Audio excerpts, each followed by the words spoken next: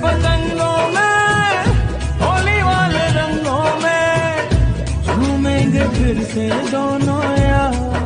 पागल बनाई बेकार पतर की, पागल बनाई बेकार तोरा देह में चुमुक लागल छुआ के, पागल बनाई बेकार, पागल बनाई बेकार। मुझे पता है तू किसका नौकर है, किसके इशारों पे नाचता है तू। ए बीवी पे मत जाना। नहीं हुआ बोलो ढिबारी में रहूंगा नो ढिबारी में रहूंगा। बाहर नहीं निकलना है। अरे लेकिन मोदी जी मैं तो बाथरूम में हूँ। इस समय जहां भी है वहीं रहे। वापिस रख उसे।